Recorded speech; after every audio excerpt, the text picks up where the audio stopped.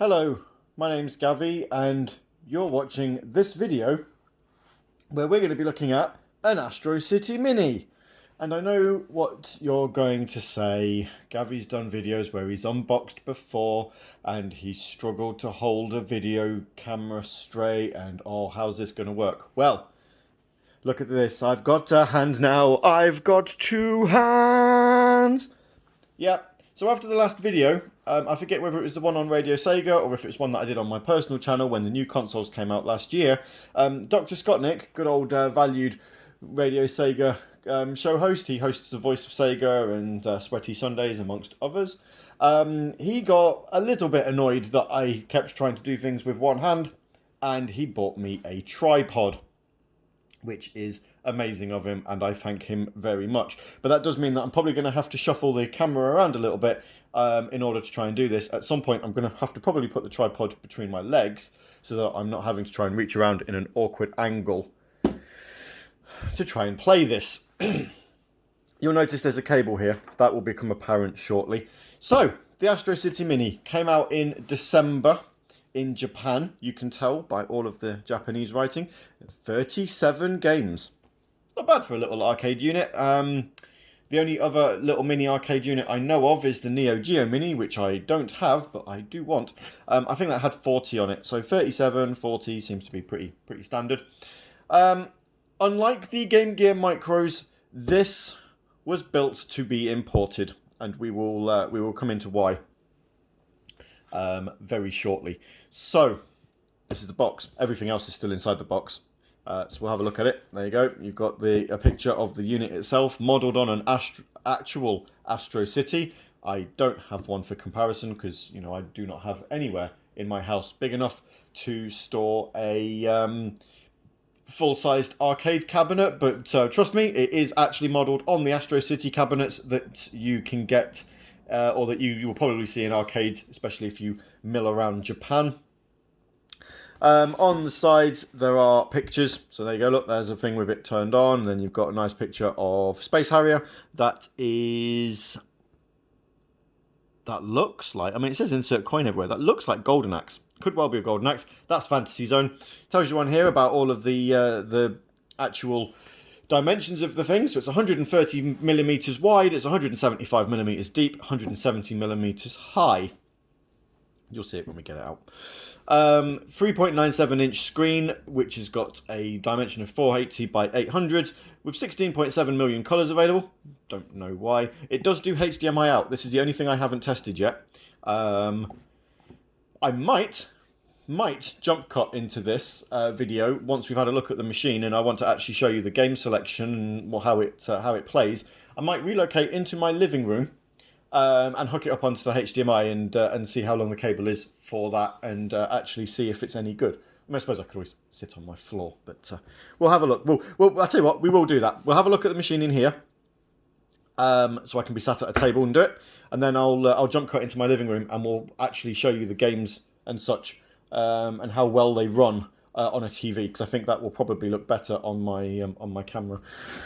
On the back, there's some more screenshots of some. Well, I say screenshots. They're not screenshots. They're pictures of games that you can get. So there's Virtua Fighter, Space Harrier, Rad Mobile, Fantasy Zone, Golden Axe, Revenge of Death Adder, Alien Syndrome, Dark Edge, Cotton, and that one is Wonder Boy, I believe. I cannot read Japanese, as this is well known by now, but I'm fairly sure, looking at the screenshot, in fact, if I just move that off of shot to have a closer look, that is indeed, that is Wonder Boy. I can see Wonder Boy with his little helmet on. In fact, if I can try and zoom in, this is going to go too far, do bear with me.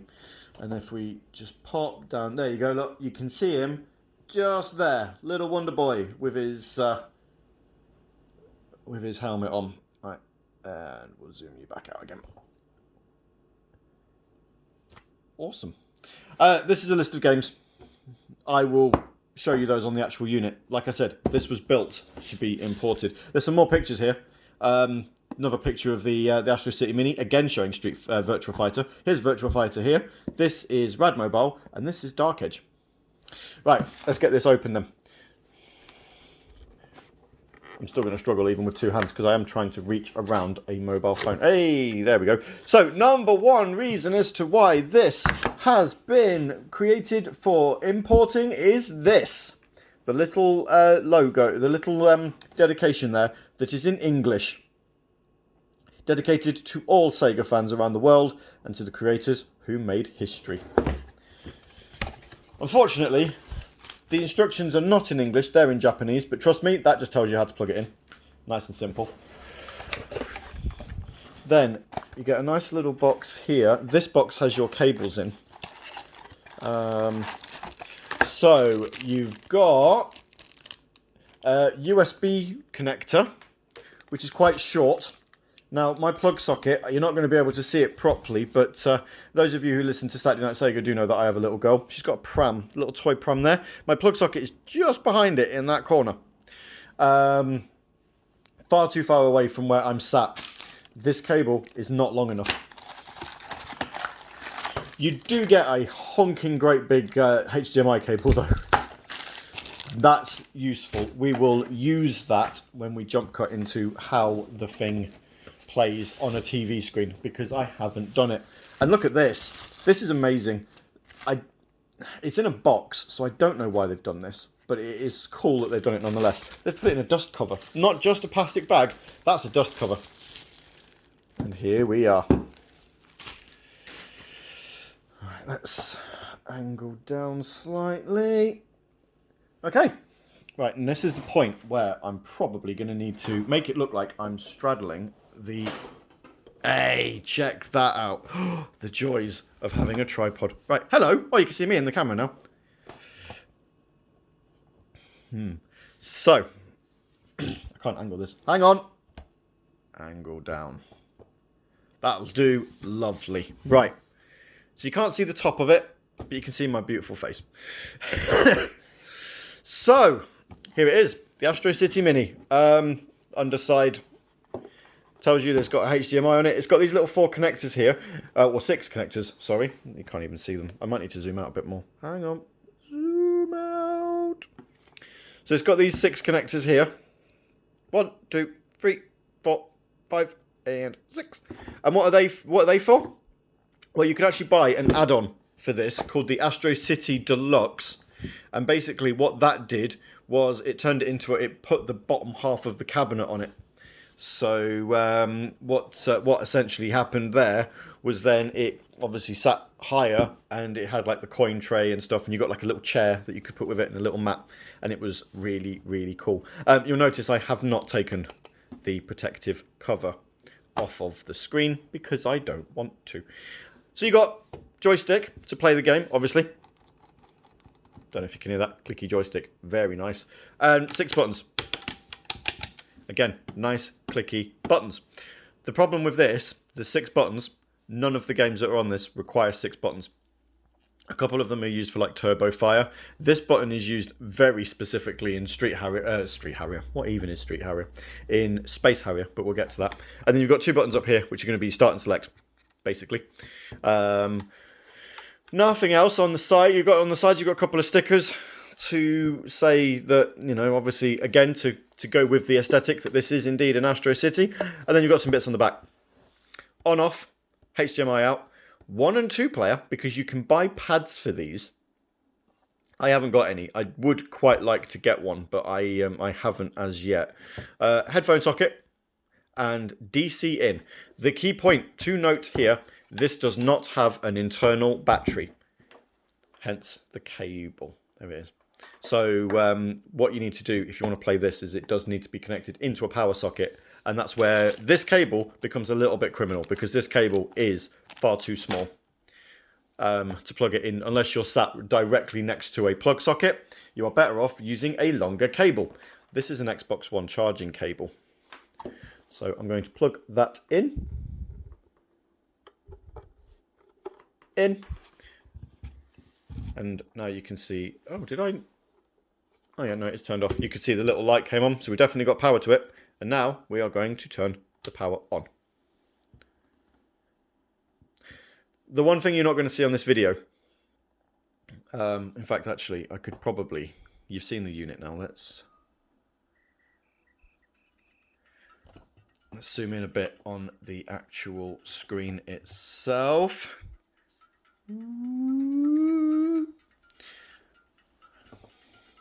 Isn't this amazing? Quality videos here for your Radio Sega perusal. So what you'll see on this is in English.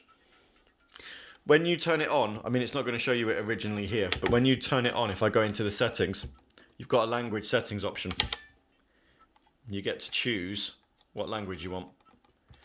I'm guessing you've got like Japanese, Chinese, probably Mandarin or Korean or something like that, but English. It actually has an English language setting, which helps massively. You've got your other bits as well. So you've got please read, which is just health precautions, saying that it's going to have some flashing lights. Copyrights for the games, brightness setting, so you can make it brighter or darker, depending on your point of view. Oh, I have turned that off. Volume setting, which I've got quite low. I'll probably keep it low so I can talk over it, but if you want to know how loud it goes,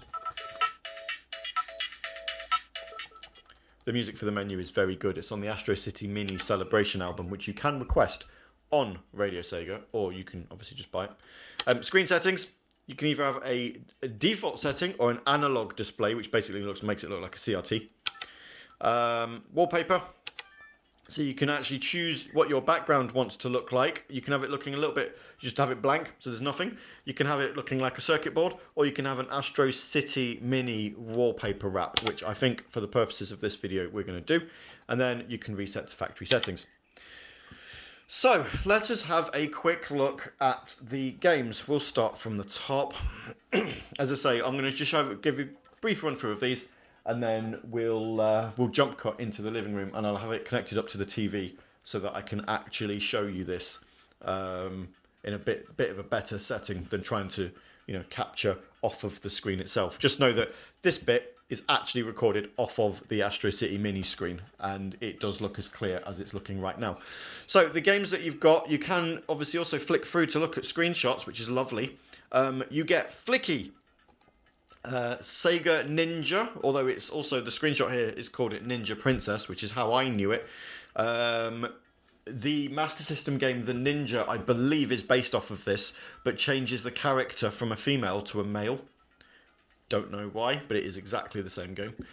You've got My Hero, which looks like a side-scrolling beat-em-up and is not very good, if I'm honest.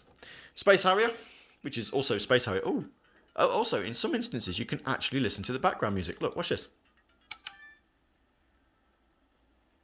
Probably help if I had the volume up for this one. Hang on.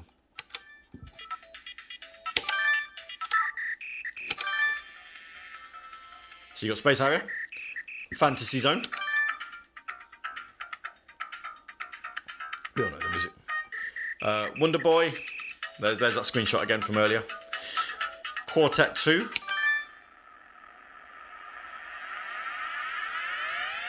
The music for Quartet 2 is amazing. I really enjoy it. If you hear that in the background, that's my postman. Alex Kidd with Stella in The Lost Stars. Alien Syndrome. Wonder Boy in Monsterland. Shinobi. I don't know why there's music for Shinobi. Sonic Boom. Nothing to do with Sonic the Hedgehog. This is an airplane game. It's very good. I will show you this. Altered Beast. Scramble Spirits. Wonder Boy 3. Monster Lair. Game Ground, which has got awesome music. Crackdown, which I don't recognise the music for at all. Golden Axe.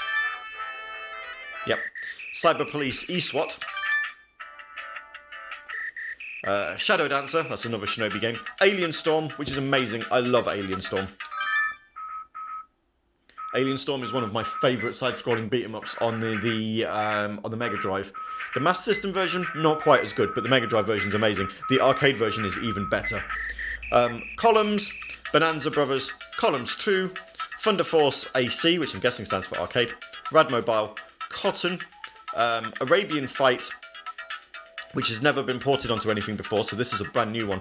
This is also amazing. It's a side-scrolling beat-em-up with like anime entrances. I will definitely show you this one. This is good. Golden Axe, The Revenge of Death Adder, Puyo Puyo, Dark Age, again, hasn't been imported anywhere. This is a bit of a weird side-scrolling beat-em-up, one-on-one fighter, sorry. Bit weird. Tant R and Virtua Fighter. which also is easily probably the most graphically intensive game on this thing. Came out in 1993. And it runs smooth as silk. Stack columns, because really, who needs two columns games when you could have a third one? Itchy Dance R, Puyo Puyo 2, and probably the most interesting game on this collection, Dotori-kun. Now, there's a story here as to with this game. Astro Cities were not allowed to be sold without a game on them, and Sega basically made these so that you could put your own games in them as a arcade manufacturer. So what's happened here is they had to put a game on to say that it came bundled with a game. The funniest thing here is when you select a title, it tells you a little bit about each game. The description for this one, the one that is already in there. What more can we say? Right, I know what you're saying. You want to actually see how this runs with games. I'm going to show you on the TV. So I'm going to jump cut, and when we come back, this is going to be on a TV screen. Right, and there we go. If I just get you nice and central on the video there. Awesome. Right, I'm currently sat on my living room floor so that you can actually see this nice and clearly. This is the Astro City displaying on a TV screen. It is really nice colours. Shall we start off with... let's start off with a game everyone knows. And I may well, just for music purposes, let's turn the sound down a bit. There you go. If Sega's watching, look, I'll turn the sound down so you don't have to content strike us. Let's start with Space Harrier. The one thing I'd like to point out here is it gives you the buttons, so you only need 2 buttons. You can see that the A button is your rapid fire, and the D button is shoot. It says press and hold C to change control. We will point that out in a moment. You can see on the TV screen it's giving you some little buttons. So if we start it, here is Space Harrier. You see in the bottom right corner it says control reverse. Right, let's give ourselves some credits. Plenty of credits, because I'm probably going to lose very badly at this. So, it's saying about controls being reversed. Basically what that means is up is down, down is up. Now, I do not like that. So press and hold C, and it puts you on control normal, and that basically puts it back to the way that you'd want to play it. So up is up, down is down, left is left, right is right. I do not want to die on camera. This is not quite as bad as when we tried to play Super Mario World 1-1 with just one hand, but I can tell you that being sat on the floor with this rested on my lap is not comfortable. You are probably, if you're going to watch it, display it from a TV, you're probably still going to be better off. Lol. You're still going to be better off resting this on a solid surface. There we go. Oh, I gave myself an extra life. Why not? I can't even remember what button you have to press to pause it now. Where's my pause button? Oh, do you know what? Let's kill the dragon man.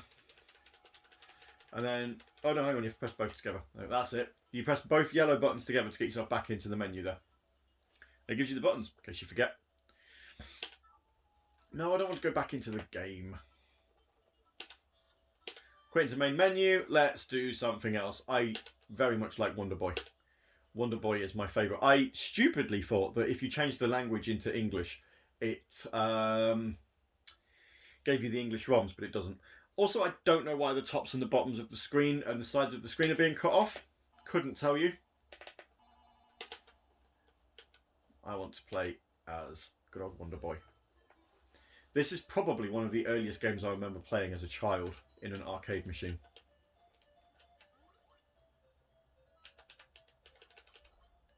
I didn't even know it was Sega. It was just, this is something that you could put money into, and you were just like, why not?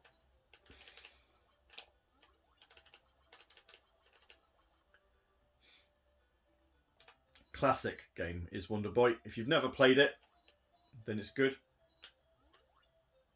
Oh, we've lost our skateboard. And we got hit by a Wasp. Let's see. I'm not going to go through all of them because I'm already aware this video is pretty long. Let's, like I say, Sonic Boom. Sonic Boom's pretty good. We'll show you Sonic Boom. It's I don't even know how this is going to display on here. Very well, actually. Push one player start. Yes, please. Oh, press the wrong button. Press both of them at the same time. There we are. So this is, as I say, it's a side-scrolling shooter, or a vertical shooter rather. And this is, I have to say, I've never heard of it before until the list of Astro City Mini games was announced. And then all of a sudden I heard of it quite a lot. There is a version that came out on the Commodore 64, I believe. There's also a version that came out on the Amiga. And you know what? It's serviceable. It is genuinely not bad as far as as far as vertical shooters go. There's a couple on here. There's another one called Scramble Spirits, which is probably not quite as good. In fact, let's seeing as I've mentioned it, let's show you that one now. Back to main menu. Where is Scramble Spirits? Scramble Spirits came out in 1988. If you ever get a chance, do have a look on Google for the box art for the Amiga version. It's a bit weird, mainly because that plane looks really ridiculous. Mission 1. Haven't got a clue. Can't read it. But yeah, again, it's another. I really do like the mix of games that they've put on here. So you've got a nice little vertical scrolling shoot 'em up. Another one. He only just clipped me. That is not fair. This one's a bit different in that you've got. I think you've got also weapons that you can fire downwards. But yeah, just so we've gone through that. A lot of games that we already know. We're not going to go through Altered Beast. You know what Altered Beast is by now. We know what Golden Axe is. Let's go through the two that I did mention, which are quite interesting. So Arabian Fight makes me really laugh on this one because of the way that it's set up. You can tell this wasn't really made for a Western release because when you actually start the game, it says, I don't know if you can see up in there. Oh, my finger, focus on my finger. Do apologise. Select you. I'm going to select a me. I'm going to be this me. Thank you. I don't even know what his name is. Then you get some nice little cutscenes. And here you go. Now the key thing here is you fight. You've only got one button. But as enemies come in, look at that. Little anime cuts, little anime introductions for the enemies that come in. This is why this has not had another release outside of the Astro City Mini is beyond me, because it is just such an interesting way of getting enemies onto the screen. We can perform some magic, and look.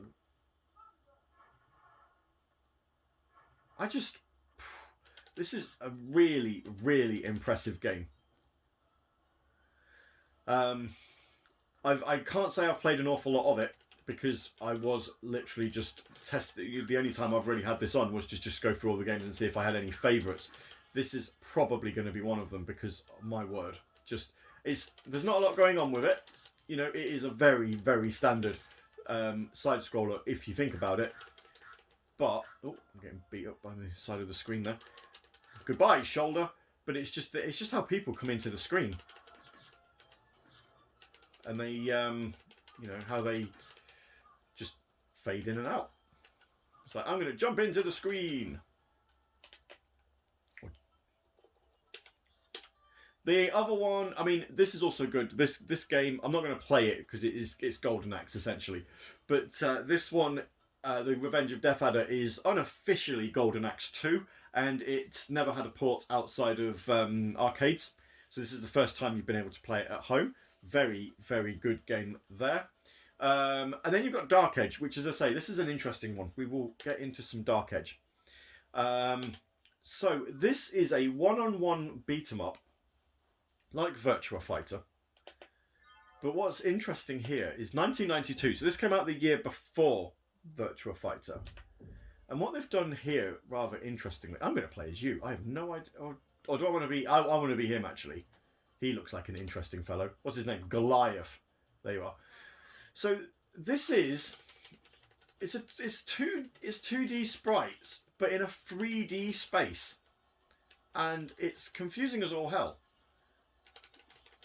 Because at no point are you actually entirely aware of where you are. I mean, you know, don't get me wrong, it's not bad, but it starts off. And again, as far as I'm aware, this has not had an arcade release outside, or a release outside of arcades. But it's just amazing to think that this came out in 1992. And then, a year later, we got this. Now this is interesting. I want to show you this because, as I say, this is just goes to show how I'm going to play as my favourite. I'm going to play as Jackie. Look how silky smooth this is. Much as I now can't play it for my life. Which one am I anyway? I'm the one who's on the floor. Boom, boom, boom. Very, very smooth for a 3D game. Well, I say very smooth, and then of course the thing is jerky as all hell. It's also probably the first time Virtua Fighter's been released in HD, you know. But yeah, very, very pretty. In fact, I suppose, can I get to settings here? I cannot. Well, we'll come back. We'll use that as an example. But if we just go into settings, you know how we said there was a screen setting and you could have an analog display? We'll set that, and then we'll use Virtua Fighter again. So you get a nice comparison of a game we've just played. So this is now giving you a look as if it's... I'm going to play as you now instead. As if it's a CRT display.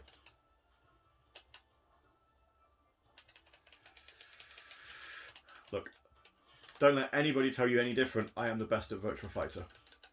He absolutely lies. Oh, hang on. Might just survive. Yes! KO! I am the greatest. Right.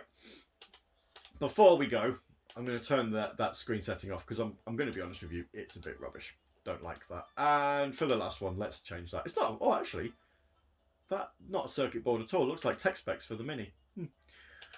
Right then, before we go, let's show you this one. So this is the game. Dotori-kun is the one that is bundled inside the circuit board.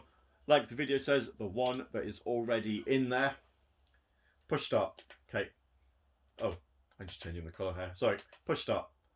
So basically, there is no music to this game. It is essentially Pac-Man. All you're doing is you're collecting all of the dots. You can change the colour of the screen if you so wish. You get no points for doing it. You have to avoid the X. And yeah, hours of fun on this one, honestly. You have to avoid the X, and when you complete the maze, you do it all over again. All that changes is the the number changes from a 1 to a 2, and you keep on going until you feel your brain finally seep out of your ears, because if I'm honest with you, this is boring. Oh no! Ah, we've been caught! Oh no. The only reason that's on there is so that Sega could sell the Astro City units without arcade boards, and then you could put your own arcade games in there. So that's it. That's the Astro City Mini. If you do want to have a closer look at all of the games, I do believe Green Viper 8 did a Twitch stream where he played through all of them. So by all means, go and have a watch of that. And if you liked this video, like I say, I've got a tripod now, so I can do this properly. So if you like this one more than any of my others, do send us a comment, like, subscribe. Don't forget to hit the bell for any other videos as and when they got uploaded. This has been a video looking at the Astro City Mini. I do hope you've enjoyed it, and I'll see you next time.